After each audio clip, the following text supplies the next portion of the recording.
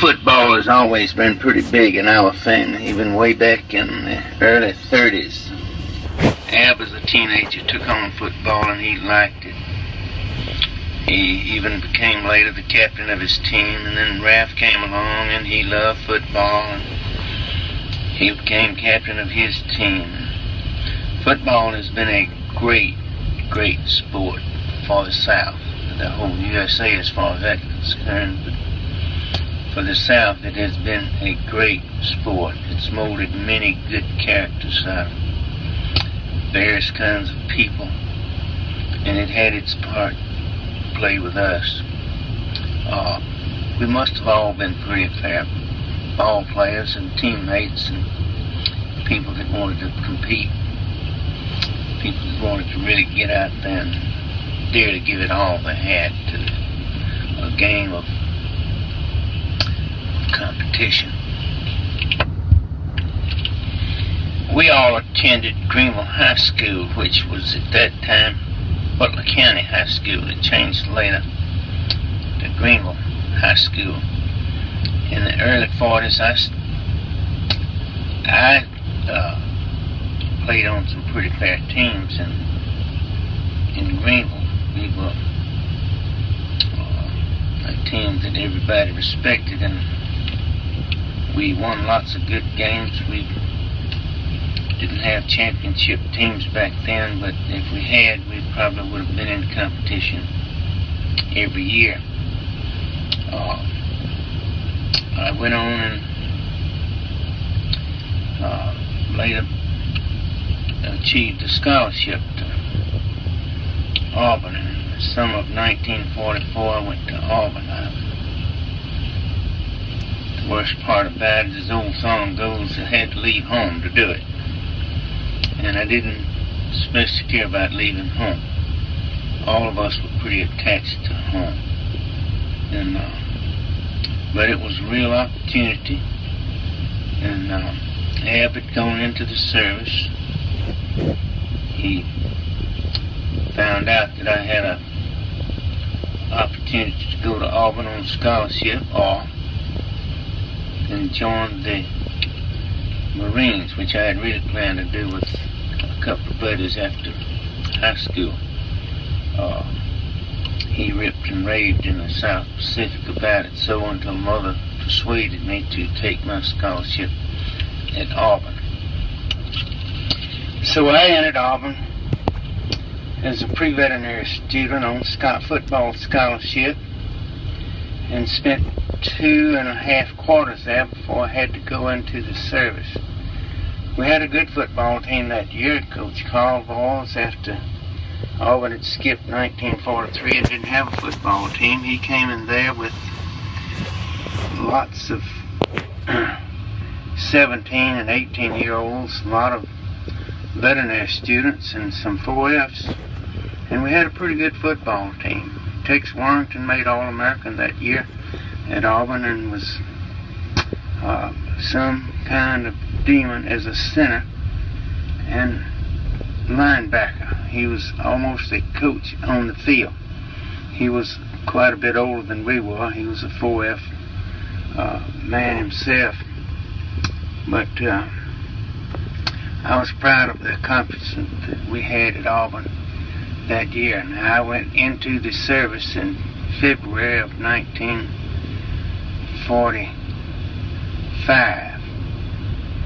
I spent considerable time just traveling in the service. I hardly spent 3 months at any one place, and I enjoyed that. However, didn't come out with much rank. I came out as a PFC in late 1946, and Coach Foyles wanted me to come back to Auburn. I played some service ball that I really enjoyed playing. The fellows that we played with, most of them were officers, you know, just kind of playing on a part-time, not a part-time either, but a good time. They didn't have to do a whole lot of training that we had to do at Auburn, and I kind of excelled out there with them. I could kind of knock up knock these old officers around and like it. And they all like me. I played anywhere up and down the line. Anybody didn't want to play, and they'd get hurt a whole lot because they did a lot of drinking and carrying on at night.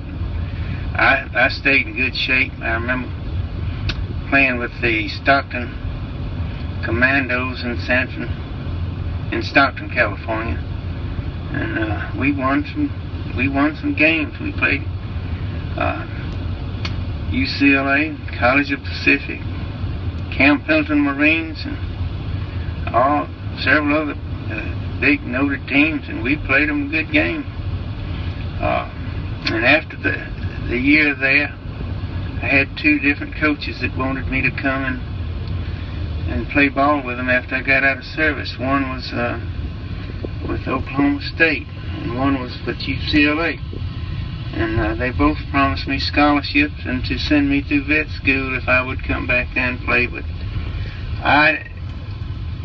I was homesick, and I told them that I preferred really to play in the Southeastern Conference, and that's where I came back to. And when I came back to there, well, Carl Wallace was there 1 year, and he was some kind of football coach, but he was on a professional kind of a level because he expected too much out of his boys, and you can burn kids out at that age, and that's kind of what he did. We practiced sometimes 7 hours a day, all summer long, and about all time. When we had a break in school, everybody else would come home. We'd practice twice a day. So we really got our bait of football. However, he was still a good coach, and it's a shame that he didn't have some of the money then that Auburn has now, because he really knew football. Well, the next year, Coach Earl Brown from Notre Dame was head coach, and he had a different philosophy about Southern football. He thought he had the answers, and he knew what to do about, putting a team on the field. Well, the first thing he did was recruited a bunch of Northern boys that had a time adjusting down here in the South, and there was some good players in the bunch, but we had good Southern boys too. They all talked like a bunch of rebels, but they were good boys, and I have some fond memories of those fellas also. And some of them stick out in my mind. I still have quite an acquaintance of the fellas that I played with even before the war and after the war. And some of them call me frequently. But we went along there the first year with Earl Brown, and we were holding our own somewhat, but we didn't do too good. We got whipped on just about every Saturday. But Earl Brown was there 2 years. The last year he was there, we did the impossible. That was my last year. It was 1949. It's quite a coincidence in 1949 that we played as underdog to Alabama, and they were headed for the bowls, and everybody knew they'd just beat us all to pieces because they did the year before. But we got out there and we beat them 14-13. And of course, that year I was nominated and elected Lineman of the Year for Auburn, and I got lots and lots and lots of recognition from just being on a team. My name was easy to read and recognize, and everybody gave me a place to sit when I came in, and it was kind of fun. Of course, I had some other fellas on there that really played ball too, and but we beat them 14-13. It's supposed to have been impossible. The coincident part of it was exactly to the day, 40 years later, my young son Pat, as a walk-on at Auburn, had worked himself to a tight end, first-string tight end position, and Alabama was supposed to beat us the same way they were back then. We were underdog, and Alabama was headed for a bowl. And when the game was played, it was 30-20. And old Patrick played his heart out. The whole team did, and we had beaten Alabama again 40 years later from 1949. They say there's no such thing as a coincidence, but that's the way that was. And I'll tell you, knowing what I know Pat, he gave him 2 knees while he was there, and he gave it all he had as a walk-on. Not many people can do that and survive. And as far as I know, he never complained a lick. He's still paying on a college loan that he made while he was there. They didn't compensate him at all. He did live with the boys at Auburn Hall. I mean,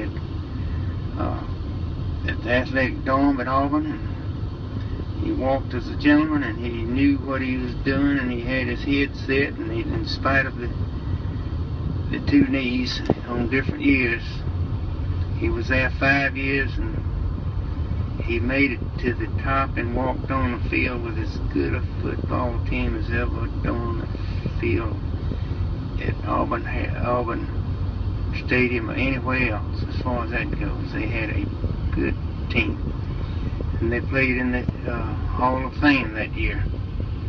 And we're just all proud of Pat. Of course, all of my